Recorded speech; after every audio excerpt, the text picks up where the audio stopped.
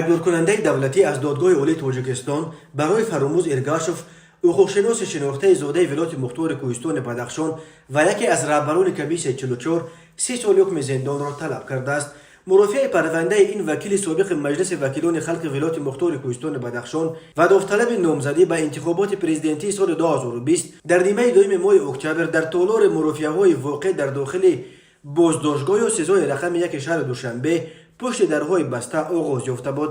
мақомот то кунун ҷараёни мурофиаи парвандаи ин оммаи ҳуқуқро шарҳ надоданд, вале радиои озодӣ рӯзи 1 декабри соли 2022 бо такя ба ду манбаи худ хабар дод ки талаби 30 соли зиндон барои Фарумуз Эргашев ҳафтаи гузашта аз забони намояндаи додстонӣ садо додааст. 30 соли ҳукми зиндон баъд аз ҳабси умрбод дуюмин ҷазои аз ҳама сахт дар қонунгузории Тоҷикистон ба шумор меравад. бино ба иттилои дарёфтӣ, Фарумуз Эргашев дар ҷараёни тафтишот ва мурофиаи парвандааш аз ҳуқуқи худаш мустақилона ҳимоят мекунад ва адвокат надорад. Фарумуз Эргашев 32 сол дорад. номи ӯ бори аввал дар тирамоҳи соли 2020 замони расонаӣ шуд ки ӯ номзадиашро дар баробари президент Эмомалии Раҳмон ба интихоботи президентии Тоҷикистон пешбарӣ кард. номзадии ӯ он вақт сабт нашуд, вале Фарумуз Эргашев тавонист худро ба ҷомеа ҳамчун як ҳуқуқшинос ва як сиёсатмадори ҷавон ва пурҷасорат матраҳ кунад. мақомот то кунун иттиҳомоти ба зидди Эргашев ва дигар аъзои комиссияи 44-ро шарҳ надоданд, вале бино ба иттилои дарёфтӣ як иттиҳоми асосӣ ба зидди онҳо худи узвият дар комиссияи 44 аст ки онро мақомот ташкилоти ҷиноятӣ меноманд. комиссияи 44 дар поёни моҳи ноябри соли 2021 дар Хорух бо ташаббуси намояндаи ҷомеаи шаҳрвандии вилояти Мухтори Кӯҳистони Бадахшон барои миёнаравӣ байни мақомот ва эътирозгарон дар майдони марказӣ назди бинои ҳукумати вилоят ҷамъ шуда ташкил шуда буд. эътирозгарон баъди гирифтани ваъдаи иҷрои талабҳояшон ва пароканда шудан аз майдон ҳамчун аз аъзои комиссияи 44 хостанд ки ҷараёни иҷрои талабҳои онҳоро низ назорат баранд.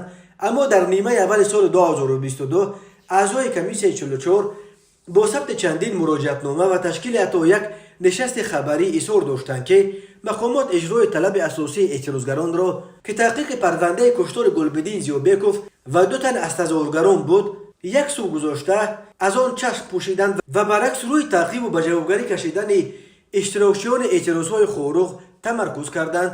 18 майи соли 2022 мақомот барои саркӯби мавҷи нави эътирозҳо дар Бадахшон ки як талаби асосияш боз ҳам иҷрои талабҳои эътирозҳои моҳи ноябри соли 2021 буд, аз силоҳ ва нерӯи виҷа истифода бурданд ки дар натиҷа ба эътирофи худи мақомот дасти кам 32 нафар аз ҷумла 29 тан аз эътирозгарон дар Рӯшон кушта шуданд. ҳамин тавр дар пайи саркӯби эътирозҳо ҳудуди 200 нафар аз одагони вилояти Мухтори Кӯҳистони Бадахшон аз ҷумла беш аз 10 нафар аз аъзои комиссияи 44 бо шумули раҳбари ғайрирасмии он Фарумуз Эргашев дастгир шуданд. то имрӯз ҳудуди 100 нафари онҳо аллакай ба солҳои тӯлонии зиндон ва дасти кам 7 нафар аз зодагони Бадахшон аз ҷумла генерал Холбаш Холбашев, Толиб Аёнбеков, як фарзанди ӯ ба ҳабси умрбод маҳкум шуданд. ҳомиёни ҳуқуқ мақомоти Душанберо ба истифодаи беш аз ҳадди нирӯҳои вижаи спецназ ва силоҳи ҷангӣ ба зидди эътирозгарони осоишта дар Бадахшон ва роҳандозии маъракаи таъқиби ақаллияти миллию динии помириҳо айбдор мекунанд. дар вилояти Мухтори Кӯҳистони Бадахшон тақрибан 250 000 нафар аҳолӣ зиндагӣ мекунад. аксари аҳолии ин вилоятро пайравони равияи исмоилии мазҳаби шиа ташкил медиҳанд ки ба забонҳои гуногуни помирӣ ҳарф мезананд.